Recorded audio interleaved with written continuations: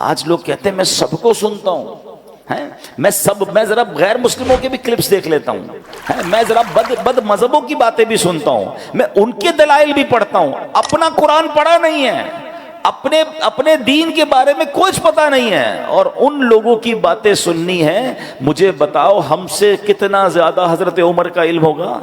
حضرت عمر کو تورات پڑھنے سے نبی پاک نے روک دیا، جو کہ آسمانی کتاب ہے۔ کس کی بات کر رہا ہوں؟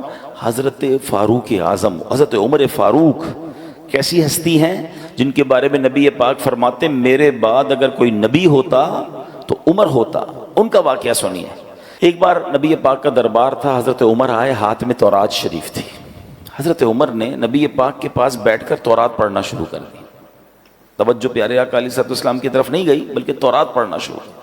جیسے جیسے آپ تورات پڑھتے جاتے تھے نا، میرے آقا کے چہرے کا رنگ بدلتا گیا، جلال شریف، نبی پاک کے چہرے پر جلال کی وجہ سے رنگ بدلتا گیا۔ حضرت ابوبکر صدیق نے حضرت عمر کو روکا، اے عمر نبی پاک کا چہرہ تو دیکھو، پیارے آقا کے چہرے کو تو دیکھو۔ حضرت عمر نے جیسے ہی نبی پاک کے چہرے کی طرف دیکھا تو جلال کی کیفیت، فوراً تورات شریف بند کیا، نبی پاک سے معافی کے طلبگار ہوئے۔ اب سنو اللہ کے حبیب علیہ السلام نے کیا فرمایا۔ فرمایا اس ذات کی قسم جس کے قبضہ قدرت میں میری جان ہے، اگر حضرت موسیٰ بھی خود ظاہری زندگی کے ساتھ دوبارہ دنیا میں تشریف لے آئیں، تم مجھے چھوڑ کر ان کی پیروی کرو گے تو سیدھے راستے سے بھٹک جاؤ گے۔ اگر اب حضرت موسیٰ ظاہری زندگی کے طور پر واپس آ جائیں تو وہ بھی ضرور میری ہی پیروی اختیار کریں گے۔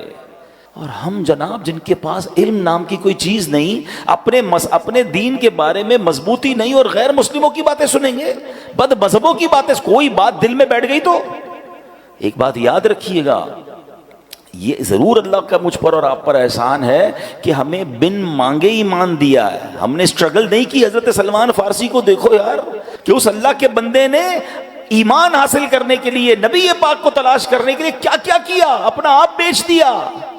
میں نے اور آپ نے کیا کیا؟ ہم تو پیدا ہی مسلمان گھرانے میں ہوئے، بغیر مانگے۔ اللہ نے کتنی بڑی مہربانی کی، پیدا ہوتے ہی سب سے پہلی آواز کیا سنی ہمارے کانوں نے؟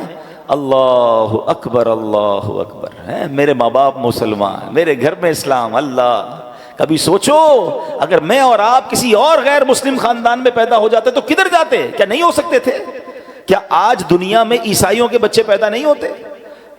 غیر مسلموں کے گھر میں بچے پیدا نہیں ہوتے؟ مجھے کیوں مسلمان گھرانے میں اللہ نے پیدا کیا بن مانگے؟ یہ کتنا بڑا اللہ کا احسان ہے۔ اچھا پھر ایک اور احسان، چلیں ایمان والا بنایا، اللہ کی بڑی مہربانی، اللہ تیرا شکر، مگر مجھے حضرت موسیٰ کا امتی بھی تو بنا سکتا تھا، حضرت عیسیٰ کا امتی بھی تو بنا سکتا تھا۔ اس زمانے میں بھی تو لوگ پیدا ہوئے تھے، یہ میں آخری نبی علیہ السلام کی امت میں پیدا ہو گیا۔ یہ کتنی بڑی مہربانی ہے۔ میں خدا کی قسم صحیح بتاؤں نا، صرف میں اور آپ ساری زندگی اسی بات کا شکر ادا کرتے جائیں تو زندگی ختم ہو جائے، شکر ادا نہیں ہو سکتا۔ کتنا بڑا مجھ پر احسان کر دیا ہے۔ میری خوش قسمتی میں تیرا امتی، امتی تیری قسمت پہ لاکھوں سلام۔ یہ اللہ نے ہم پر مہربانی کی نا۔ لیکن اب ایک بات آپ سمجھ جائیے، ایمان والے تو بن گئے، مسلمان گھرانے میں پیدا تو ہو گئے، but we have no guarantee کہ ہم مسلمان ہی مریں گے۔ ہاں، ایمان بندہ قبول بھی کر سکتا ہے، اور بد قسمتی سے بدبختی غالب آ جائے تو اس کا ایمان اس سے چھن بھی سکتا ہے۔ ایمان کی فکر کرنی ہے، ایمان کی حفاظت کی دعائیں کرنی ہیں۔ پوری دنیا میں آج کہا جاتا ہے کہ سب سے زیادہ جو موسٹ گروئنگ ریلیجن ہے نا، سب سے زیادہ پھیلنے والا مذہب اسلام ہے۔ بہت اچھی بات ہے، مگر مسلمان بھی غیر مسلم ہوتے ہیں، اس کی بھی ہمیں فکر کرنی ہے، دعائیں کرنی ہیں۔ تو یہ کیسے ہو سکتا ہے؟ جب آپ سب کی سنیں گے، آپ غیر مسلموں کو بھی سنیں گے، آپ بد مذہبوں کو بھی سنیں گے، آپ ان سے دوستیاں لگائیں گے، کیا پتہ ان کی کون سی بات۔ اب تو سنا ہے، پتہ نہیں، میں مذہبوں کے نام نہیں لیتا، مگر مختلف تہواروں میں مسلمانوں کے بچے جا رہے ہیں، آپس میں تحفے دیے جاتے ہیں۔ بھئی یہ تحفہ کیوں آیا؟ تو فلاں مذہب والوں کی عید ہے، فلاں مذہب والوں کا تہوار ہے۔ ہم مسلمان کلمہ پڑھنے والے، جو بندہ میرے رب کو نہ مانے، میرے نبی کو نہ مانے، میں ان کے تہواروں میں کیسے شرکت کر سکتا ہوں؟ اپنے ایمان کو مضبوط رکھو، ورنہ یہی ایمان کے ضائع ہونے کا سبب۔ ایمان کتنی بڑی نعمت ہے، اللہ اکبر۔ ایک بزرگ ہیں حضرت ابراہیم آجری رحمت اللہ تعالی علیہ، ایک دن آپ تندور جلا رہے تھے، اتنے میں بنی اسرائیل سے تعلق رکھنے والا ایک غیر مسلم وہاں آ گیا۔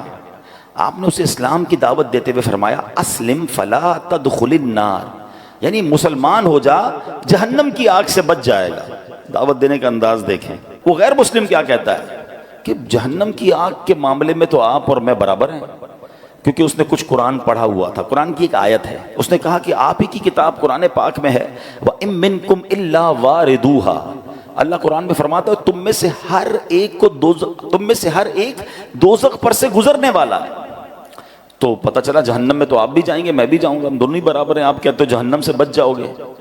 اچھا، اب یہ آیت کس چیز کے لیے ہے؟ اس آیت کا مطلب یہ ہے کہ پل صراط ہے نا، وہ تلوار سے زیادہ تیز ہے، بال سے زیادہ باریک ہے، اور وہ جہنم کے اوپر بنا ہوا ہے۔ ہر بندہ گزرے گا، مسلمان بھی گزرے گا، غیر مسلم بھی گزرے گا۔ انشاءاللہ ایمان والا خیر سے گزر جائے گا، کافر کٹ کے جہنم میں گر جائے گا۔ فرق یہ ہے، گزرنا تو ہے۔ اب ان بزرگ نے جب یہ آیت سنی نا، اللہ والے تھے، ایمان والے تھے، انہوں نے کہا اچھا ایسا کرو، ذرا اپنی چادر دو۔ اس کی چادر لی اور اپنی چادر اتاری، دونوں چادر لپیٹی، گھر میں ایک تندور تھا، آگ جل رہی تھی، آپ نے وہ چادر اس میں دونوں ڈال دی۔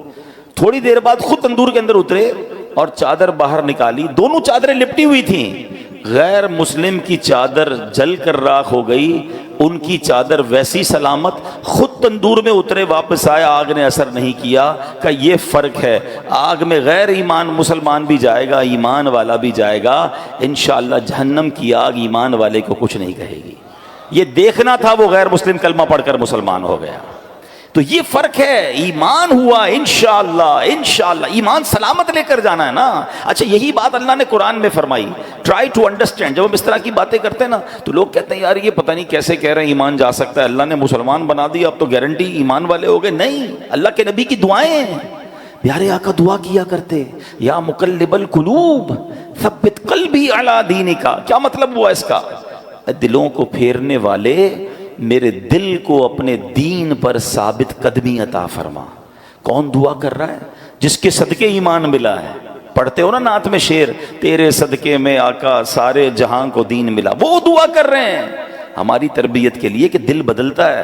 اے اللہ دل سلامت رکھیو، ایمان لے کر جانا ہے۔ اچھا، قرآن میں رب نے فرمایا نا، یا ایھا الذین آمنوا اتقوا اللہ حق تقاتہ ولا تموتن الا وانتم مسلمون۔ اے ایمان والو، اللہ سے ڈرو جیسا ڈرنے کا حق ہے، اور نہیں مرنا مگر مسلمان، یعنی ایمان لے کر مرنا، کہیں غیر مسلم مت مر جانا۔ قرآن کا یہ پیغام بتا رہا ہے کہ ایمان والا بھی بے ایمان ہو سکتا ہے، ایمان والے کا بھی ایمان چھن سکتا ہے۔ تو اے میرے پیارے اسلامی بھائیوں، آج سمجھنا یہ ہے کہ اپنے ایمان کی حفاظت کرنی ہے۔ ایمان ہے تو سب کچھ ہے۔ نبی پاک کی راہ کے علاوہ، پیارے آقا کے طریقے کے علاوہ کوئی طریقہ نہیں جو راہ نجات ہو۔ ادھر ادھر لیفٹ رائٹ نہیں جانا ہے۔ اپنے ایمان پر، اپنے دین سے محبت بھی کریں۔ انفارچونیٹلی ایسا بھی ہو گیا جو خاص طور پہ غیر مسلموں ملکوں میں رہتے ہیں، یہ ذرا بہت زیادہ ایلیٹ کلاس، ماڈرن طبقے میں جانا آنا ہے، ہمیں بھی پتہ ہے، وہ ادھر جا کے اپنے آپ کو مسلمان کہتے ہوئے شرما رہے ہوتے ہیں، اپنے اسلامی طریقوں پر عمل کرتے ہوئے شرما رہے ہوتے ہیں۔ اچھا، ادھر سے کوئی اٹیک ہو اسلام کے اوپر، اسلام کے طریقے پر، تو خود ہی ان کی باتوں میں ہاں میں ہاں ملا رہے ہوتے ہیں۔ ہاں جناب، یہ کچھ بات مجھے بھی سمجھ نہیں آتی، تف ہے تم پر۔ اپنے ایمان، اپنے قرآنی حکم پر، یہ پاک کے طریقے پر آپ خود ڈگمگا رہے ہو۔ ارے دنیا کے کسی میدان میں جائیں، ڈنکے کی چوٹ پہ کہیں میں مسلمان ہوں، میں اپنے نبی کا امتی ہوں، اور جو قرآن و حدیث میں سب پر میرا ایمان ہے۔ یہ آدھا مسلمان کون سا ہوتا ہے؟ اسلام میں پورے داخل ہونا ہے، اور اس پہ فخر کرنا ہے، اس پہ شرمانا نہیں۔ اور یہ ایمان مضبوط ہونے کی دلیل ہے۔ وہی پرابلم ہے نا، صحبتیں ایسی ہیں، دوست ایسے ہیں، باتیں ایسی ہیں کہ سن کر ان سے پیار ہو جاتا ہے، اسلام سے نفرت ہو جاتی ہے۔